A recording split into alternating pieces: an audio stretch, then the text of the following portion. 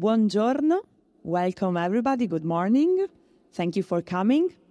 I'm Sara Mattiazzi, and I'm really, really pleased to introduce this special event called Coincidence of Wants, the Shape of Value, a special event co-organized by the National Gallery of Canada and the Wexner Center for the Arts, and held in collaboration with TBA 21 Academy in the context of Kapwani Kiwanga's project, Trinket, at the Canada Pavilion. So I'm really happy. I will not, go too much further. There are many more speakers. I'm really happy to introduce Jonathan Shaughnessy from the National Gallery of Canada. Thank you. Thank you, Sarah. Buongiorno, bonjour. Good morning, everyone. So I'm Jonathan Shaughnessy. I'm Director of Curatorial Initiatives at the National Gallery of Canada. The gallery that I'm speaking for and where I'm coming from to Venice today is located on the unceded, unsurrendered territory of the Algonquin Anishinaabe Nation. Just wanted to recognize where I'm coming from to be in this wonderful space here today. I don't think she's here yet, but I'm joined here by my National Gallery colleague, Michelle Lavallee, Director of Indigenous Ways and Curatorial Initiatives. So I could not be more thrilled to be back here in Venice following the immense success of Kapwani Kiwanga Trinket from the last time was the heady days of preview week and onwards to the conversation, and to welcome you all to A Coincidence of Wants, the Shape of Value. As Commissioner of the Canada Pavilion, or what Gaëtane, I think we are calling the Kapwani Kiwanga Pavilion 2024, along with our principal partners, the Canada Council for the Arts and the National Gallery of Canada Foundation, the National Gallery is extremely proud to join forces with the Wexner Center for the Arts as co-organizers of this important dialogue. The conversation expands research around the immersive, site-specific environment that is Trinket. I trust that everybody has seen the exhibition in the Giardini, and if not, please do so. We're in proximity to where it is, located kind of between Britain and Germany, this wonderful spacious glass pavilion from the 50s that brings a bit of air between those two other buildings. In Trinket, Turtle Island, and that part of it that is now known as Canada, has been considered within global pathways of circulation, whose impacts resonate into the present in myriad ways. Ways that this incredible roster of researchers, scholars, writers, historians, philosophers, and leading cultural thinkers assembled here today will begin to delve into. Thank you to all the presenters and moderators for accepting our invitation and to put your thoughts together on this occasion. An immense thank you to Wexner Center for the Arts Executive Director Gaëtane Verna, curator of Kapwani Kiwanga Trinket, whose vision and determination has been instrumental in realizing this dialogue that we are embarking on this week.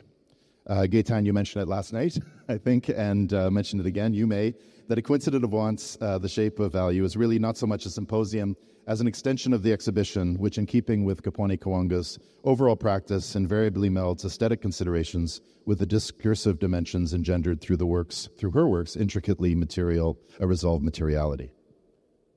Well, too long. I'm going to just say all my thank yous. So thank you to our fabulous collaborators, TBA 21 Academy at Ocean Space, co-director Marcus Raymond, and Sarah and team, Eleni, and everybody who's been involved. It is great to be privileged to be meeting here in the incredible environment of the Chiesa di San Lorenzo, and to count this dialogue among the really many, I think, important dialogues that Ocean Space is embarking on, really with urgent conversations of our time. Undertaking this ambitious program in the heart of Venice is especially important this year. Kapwani's project has been attuned from the first site visit to the Giardini and Murano, over about a year and a half ago, I think, onwards to emanating a transcultural narrative indelibly resonant with this place. A special mention to my National Gallery colleague, Anais Castro, for the organizing of this symposium. Playing a very measurable part in the organization, along with many collaborators and partners. You'll hear more from Anais later on today. Coincidence of Wants, the Shape of Value would not have been possible without the generous support and commitment of a number of individuals and organizations. I want to name them and give my wholehearted thanks on behalf of the gallery to Alfredo and Moira Romano, Liliane and Billy Maurer, Lisa and Fred Morel, Black Curators Forum, Partners in Art, and the Power Plant Art Gallery Toronto, as well as Black Artists Network and Dialogue Band, who I want to acknowledge, whose director Karen Carter is here with us today. I don't know if I I saw her, but welcome, Karen. Hi, Karen. Finally, thank you, Kapwani Kiwanga. Kapwani, your strength and determination as an artist is unsurpassed.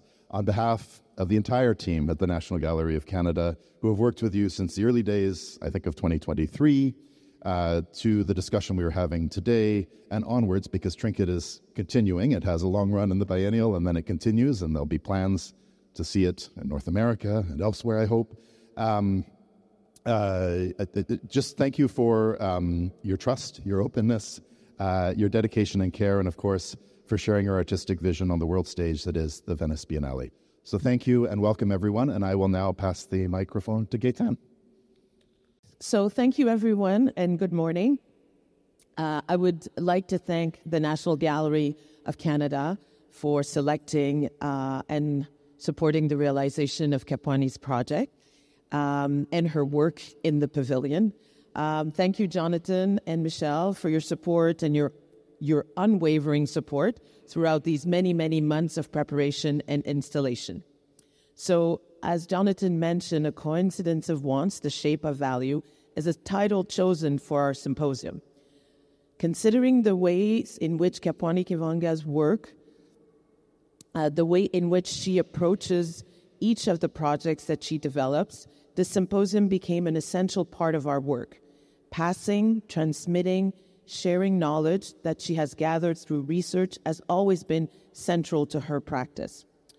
During the next day and a half, we're gathered to respond and expand research and inquiries surrounding Kiwanga's 2024 Canada Pavilion work, Trinket. Trinket is a site-responsive work that transformed the Canada Pavilion into an immersive, layered environment where materials such as glass beads, gold, different materials, wood, glass, and palm oil, all come together in different forms and shapes to transform the pavilion and create this poetic, experiential archive that invites visitors to engage and experience with the work both physically and mentally.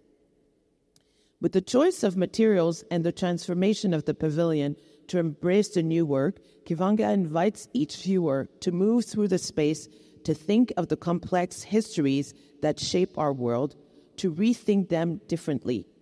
She invites us to think of light, transparency, hidden structures of power, material culture, as well as geographical, social, political, and economic histories.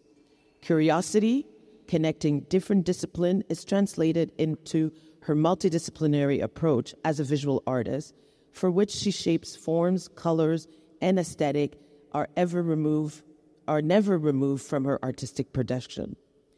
The production of this project was a group effort in every detail, seen and unseen. This monumental project was very much led by the ideas of Kapwani and her mastery of space and material. In order to achieve this, we were supported by a team of fabricators of all sorts. We had 3 workshops, one in Venice, one in Montreal, and one in Zimbabwe. The sculptures were produced in Paris and Naples. So between this, we had a team in Venise thinking of technical aspects of the installation. There is so much more that could be said about how we arrived to this final installation and the documents that support our project: graphic design, translation in 3 languages, communication, marketing, and PR. It took everyone's dedication and passion for this project, and it is important to acknowledge the collective labor involved in all projects, but specifically in this one. Everyone was steadfast, engaged in the mission of supporting Kapwani and making it to the finish line, no matter the time and the effort involved. It is with this in mind that we have chosen to gather a group of scholars, researchers from different disciplines that have informed Kapwani's work in Venice. Our goal is to truly expand research and conversation on the different topics and subject matters that are woven together and embedded within Trinket. For Kapwani and I, an exhibition is more than the object produced and presented. The exhibition is an opportunity to expand knowledge, transmit knowledge and thoughts to visitors, to hopefully enable and invite them to think differently and in different ways. When one encounters Kapwani Kiwanga's work, one is never passive. Her work is layered, allowing for different points of entry, different meanings. It is research-driven in dialogue with contemporary realities, shifting perspective and geographies. As we begin, I want to extend my sincere thanks to our speakers that have traveled from far and wide. Vinicius Diaguiar-Fury, Denise Feria da Silva, Nadia Yala Kisukidi, Alexandra Casenio Nawangabo, Karen Palaver, Michael J. Prokopow, Anne Ruderman, Pierre-Nicolas Sophia, Mabel O. Wilson, Rose and Royce K. Young-Wolf. Thank you also to our esteemed moderators who have traveled to join us, Anaïs Castro, Costanza, Shaughnessy Katani, Dion Custer-Edwards, Emily Hated, and Caroline Coquelin. Lastly, I want to thank you, the audience. We were so pleased that so many of you answered our collective invitation to make time to listen and exchange and be transformed by our shared thoughts, ideas, and research. There will be time for exchange and to ask questions, and we really encourage you to do so when prompted to do so. Our time together and the different panels will be documented and released at a later date online with captions in English and in French.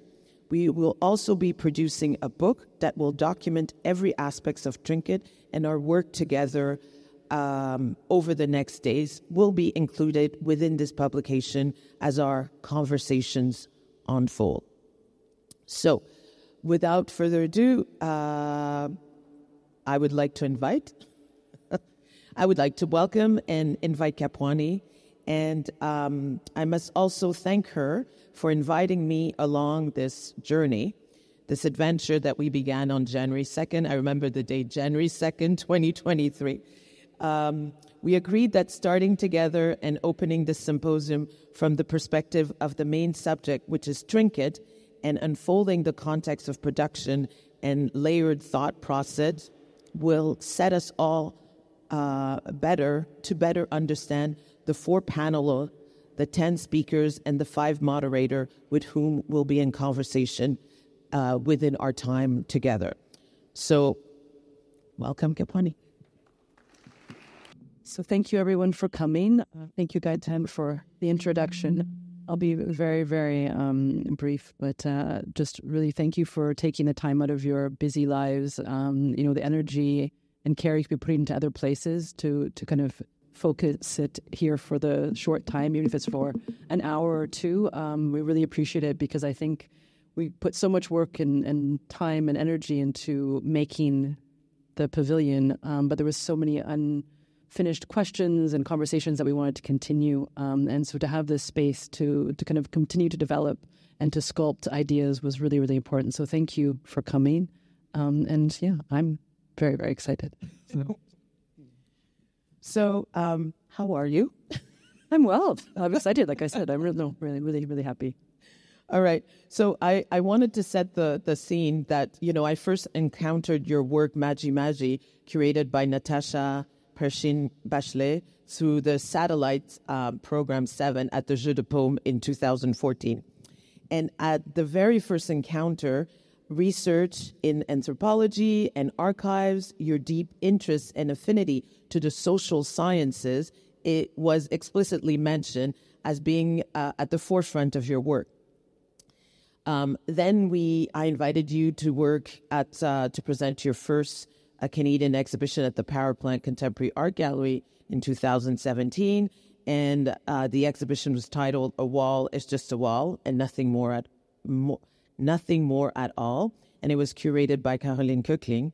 And then within this exhibition, we also collaborated with Images Festival and presented your Afro-Galactica, A Brief History of the Future lecture performance. So, and many of you might not know, but Kapwani is also an award-winning filmmaker for your documentary work.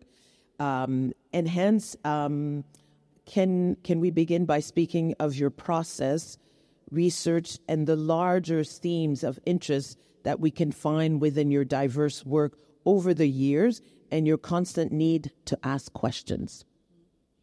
Yeah, so I think for those who haven't seen all the different exhibitions that are mentioned there, I think that, probably if we culminate here with what's happening in Venice, I guess it's a progression from very much immaterial works, so lecture performances, film is material, but it's a kind of it's not object-based. And I slowly, through the years, have kind of gone more towards object and more towards material. And that was, it took me a while to kind of warm up to the idea. And so now, taking material as such a serious document, a serious kind of, entry point into thinking, was something that came along the way. And I think we see in Trinket that it really was the material start with the Conteria, which opened up a whole world of research. So, yeah, I suppose it's this progression from the ephemeral. I think there's still ephemeral in my work now, but the immaterial to the more material-based, and to be really now at home and to feel comfortable with that relationship with object, because, object is not easy, especially when you come from my initial training in anthropology, spending a lot of time in archive, but then also in ethnographic storehouses, and trying to grapple with these questions. So I guess that's one of the things that has progressed in that way. And the questions are always there, that just through time, the way to approach it changes. And I think that, this particular project initiated a whole different type of questions. And that's really the material itself that really guided me. So take us back. What happens when you first received the invitation from the National Gallery to exhibit and to develop this project in a very short time? What's your first thought process? And I would really like for you to share with us, what first questions came to your mind, or which question did you draw from your memory to lead you where we are now, Yeah, so I think there's probably two starting points. There's one is the physical space of the pavilion. So I, of course, had been to the pavilion before, but not with the thought of doing something in that space. I'd also been to Venice before as a younger person, and I held with me a very strong physical reaction to being here and seeing a lot of, again, materials, the gold and all these different materials that had come from places. And, well, where did this come from, and why is there so much of it here, etc. And I think that probably stayed with me for a very, very long time. I don't know when, sometime reading or speaking with other people, the idea of money and beads kind of came about. So it was stocked somewhere in my hard drive as well. So I think I had those two relationships to Venice. And then being in the space of the pavilion, saying, well, what can we make for the audience as an experience that will, I think, not respond to necessarily a national narrative, but one that could open up to welcoming as many people as possible to feel part of the conversation, because it's always a question of distance, but there's the connection that I see always between many disparate places, geographies, and times. So I suppose those were the starting points. So it was the physical space of the pavilion, how to respond to that, like you said, site responsive, and also I think trying to give form to the initial physical reaction that I had to Venice, and the questions of why this material here, why this place here, etc. Yeah.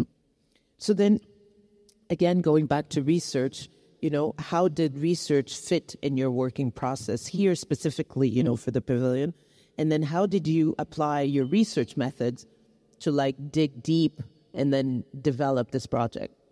So yeah, this is, as it was kind of an accelerated process. I was lucky to have Constanza, who will join us for the closing remarks tomorrow, and Mojane, who is based in Montreal, who are doing really archival research, who were able to go through tons of articles, dissertations, because I wasn't able to read all I needed to at the very beginning. And it's important to note that I had these questions about what we could maybe do or address through the pavilion, but I had no idea physically what it was going to look like. And no forms come to me until I've spent time with the research. So I always say that about 70% of the work is research, 30% is actually making something out of that. So I think, the academics who are here will probably say similar in terms of their research and then writing. Maybe it's a different proportion, but until I've started to really spend time with the ideas, the history, and understanding that I can't see anything. I don't know what it's going to be. So having Constanza and Mojan present to go through all of these different archives, not archives, some archives. Constanza did go through some archives. She went to the Glass Museum here and the archives here, but then also just people's writing. And so that's what's kind of brought many of the people that are here today, because I'd encountered their thoughts, their work, and that really started to become like almost the raw material with which I started to think about how to make the pavilion. And so it just seems really fitting that it would continue in this way to kind of to honor the thoughts and the work that other people had done, and to bring these different people together and see what the conversations might be, what we could kind of come up with together. Mm-hmm. So then what was your entry point, to say like, okay, Kanterie, and then, to kind of like expand? Yeah. Because... That's true, because I think there was the beads in general were present, and kind of the question of the monetary or the currency of beads. But then I ended up settling on seed beads, because it's something that also just from my observation through life had seen it as a common denominator through different places in the world, different uses from South Africa to East Africa, West Africa, North America. Much more so than some of the very particular kind of more motif beads, or like the millefeuille, or the chevron or whatever. So these different types of beads. So this seemed to be one that would be able to, be kind of a common denominator, this common unit in which to explore and to. So that's kind of how the seed bead itself kind of got settled on. Mm-hmm. That like myself as a curator, I'm always mesmerized by artists who put research at the core of their practice, because I feel that engaging with their work, they're always putting the finger on some untold story, or at least something I didn't know, and I come out wanting to know more. But it starts with the artwork of the artist. But for me, in the end, the key is how one transcends the research, the archive, and its many forms of documents to produce a work of art.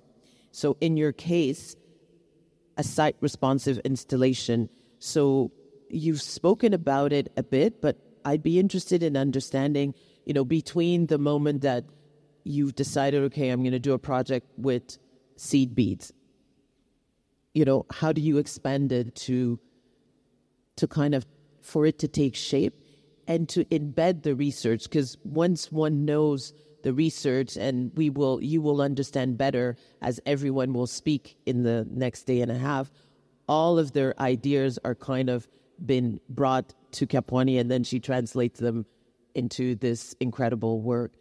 What can you share about, like the choice of the outside, the inside, the material cartography? How do you go from document to the artwork?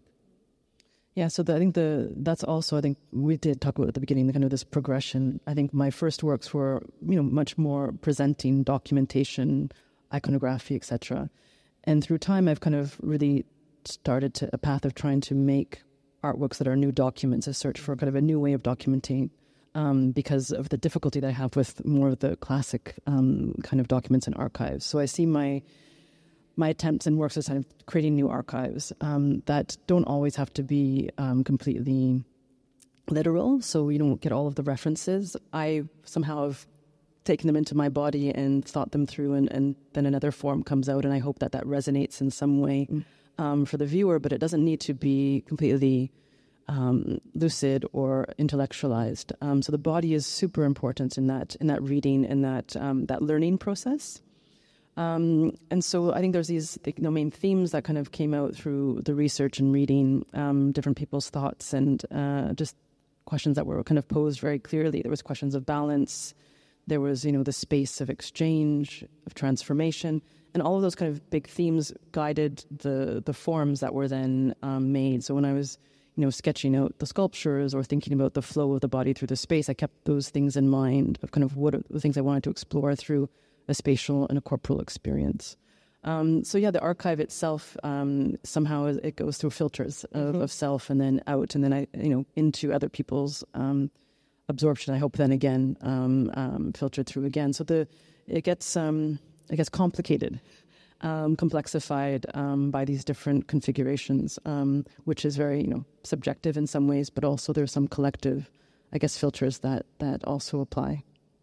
You did mention the body, and I think that when one moves through the space of the pavilion, you then, you catch yourself looking, and suddenly it's a full wall of color. Then when you're, the different perspective, both from, removing the wooden panels and putting glass, so this inside, outside, and then there's this question of perspective, perception, gaze, all of those have long been questions that one can see in your work from different perspective. There's works where you're constantly thinking of seeing but not being seen. And in this project specifically, you're kind of opening everything. Everyone can be seen, whether you're inside or outside. Can you speak about the body and that relationship to space and how it's different in this project? Yeah, I think it's interesting because the building itself, I think about international kind of modernist architecture and the idea of glass and transparency being this kind of democratic idea. And I was struggling with this in past work a lot with, of course, the right to opacity, Glissant and Hartman's kind of reflection on that and what that means for racialized bodies and all the rest. So there's a whole series of works that looks at obscurity and really working with light as what could be weaponized or how that can be also circumnavigated in a way, how, a natural source of energy can then also become this way of surveilling and tracking people. So I've looked at how something as innocuous as light, and it's of course very powerful because it gives us life on this planet, but also can take away life in this way of surveilling people and then constricting their movement, but then also sometimes leading to by repercussion to their taking away their lives. So that was an interesting kind of all of that in the past, and I also did a exhibition. An intervention on the Gouard power station in Vancouver, which is also this lovely power station which has glass glazing on the front. And I worked to do a kind of a vinyl work that was looking at questions of light, color, and transparency, but was doing exactly the opposite. It was obscuring the facade. So those are kind of the past, I guess, forays around that. In this particular case, I did want the pavilion to open itself out to the public. It was respecting the architecture that was there and continuing the thought pattern I thought of really melding the inside and outside, which that's kind of what I felt the architects were really trying to bring in. Of course, having the actual trees that are almost like buttresses in the middle of the building, but also acknowledging that we're in this garden that specific garden, Napoleon. Yeah. Yes. So also that history, and that was at one point that was an interest in looking at the stratas of the garden itself, but that fell to the side. So yeah, the question of a perspective is I think more important than even the question of gaze, and I'll kind of go back to the gaze because for me, of course, is that power dynamic of kind of dominance or of a hierarchy. Where what I'm interested in this case is that horizontal seems too simple, but I think it's more this continual multiplication of perspectives. So it's always, although it's a very static environment, nothing is really moving apart from when there's the wind. The strands of beads do actually move, but it should be a space that is continually escaping, that is not being fixed, that is alive in the sense that it's continually asking one to consider flux, change, interaction, transformation. I think this question of I used alchemy at one point, but that's I think the question with these encounters around trade was also interesting, is how there's through meeting there's mutation on either side. So the changing perspectives is also this question of saying we're never static, we're never a thing, continually questioning and being on, I guess, this moving ground, although the architecture, this very modernist architecture, could not be more rigid in some way. So, but you do invite us to change because people that are, you walk into the building, you go to the right, but the exit is, on the left. And this circulation, which is counter, to what people think, is also a way of pushing us to see the work and the building from different angles. And I think the way the work was placed within the sculptures and the different work, people have been commenting as they've never seen the pavilion this way. Because, and I think also there's this idea of, the bringing in the light, which totally changes one's perspective of the space. So you did mention this question of alchemy, porosity, and materials, and I would like to speak about the forms that you've chosen for trinket. Can you speak about the material, like the canterie, and how you chose to transform them into, from the Impressa blue, material cartography, and transfer 1, 2, 3, 4. So I think what we'll hopefully see the next day and a half is kind of maybe the buttressing of all my ideas that made these forms. So I start with ideas, it turns into forms, and I guess that other people here, have the ideas that, it turns into writing and discourse. So it's similar processes, I would say, in terms of the 4 different panels. I think you find them, if you go back and you look at the exhibition, all of those questions are there. So the question of movement, of course, is there in terms of the changing perspectives, the movement in terms of trade in the case of people there that are going to be speaking about that. But the question of value is a kind of a philosophical one, of course, an economic one as well. Were continually with me in the whole process. So it's almost like these abstracted meditations on these questions that were following me all the way through. And I spoke about it a bit earlier, this idea of, a balance, like what is the interface as well, because with the sculptures, there's always a kind of beadwork. So it's not this kind of the raw string beads, but it's more the beadwork which has somehow gone through a cultural transformation. Yeah, transformation. Yeah. It's been absorbed into a culture, and it's been made into something that has meaning or has an aesthetic value, whatever else. So the interface of all of these sculptures is that beadwork. And on one side will be one material, on the other side another material. And all the materials that are based in the exhibition are ones that came out through the readings as materials that were traded for beads, not only beads, but sometimes in, we call them bundles, I suppose, of goods. But so those are the materials that were kind of settled on. So the question is that what is that space of meeting is also kind of visible in material cartographies, which is the ground and wall piece. So what is the meeting of these beads and these raw materials? What is that space of encounter? And of course, we know it's not always a profitable one. Sometimes in some ways it is. It's also a violent one, but it's all of those things, and it should be held in the space of reflecting. So yeah, I think that question of balance, interface, value, as we spoke about, the kind of all of the choices of the materials, but also of the forms came from reading and thinking around some of the thoughts. So the fact that we have all of these strings is also referring to the way in which the beads were conditioned for transport. They were put onto strings by the Imperesi area. I'm saying it wrong, I know. Anais always corrects me because my accent is horrible. My pronunciation is horrible. My accent, I don't know, but my pronunciation is horrible.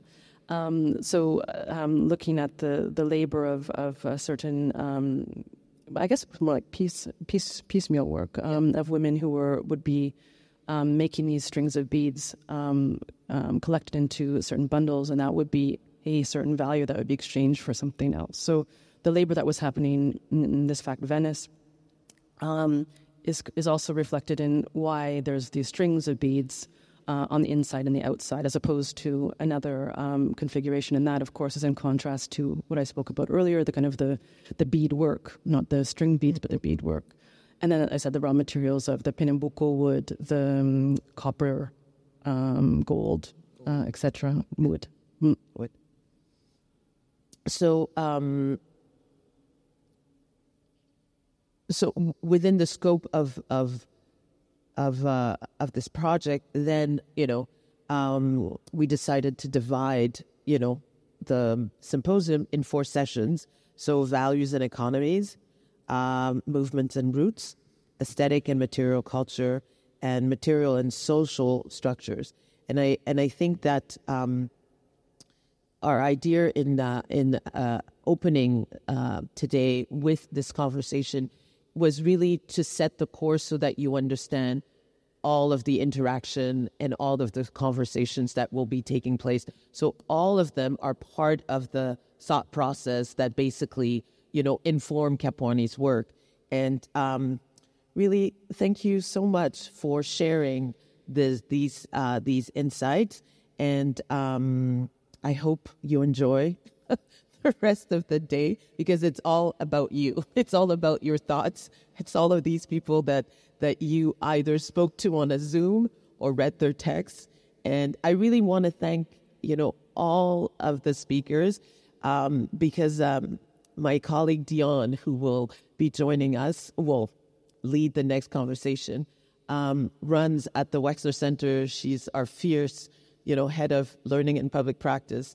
And I'm always saying, Dion, we need to do symposium. She goes, the most difficult problem is getting all these speakers to say yes and come.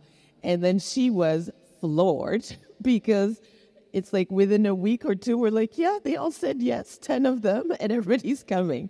So I must say that for all of these people, Kapwani was like, yay, we want to come. And then Venice, not too shabby of a place to come. So I really want to thank the speakers, because, if you speak to them individually, you will see that they came from all over the world. People are busy. Researchers are busy. When school is out, they're like doing their research. So really thank them all for making time to really be here and share with us, because it is, this is the joy also to be, to learn from each other. So thank you very much. And over to you, Ms. Dion Custer-Edwards.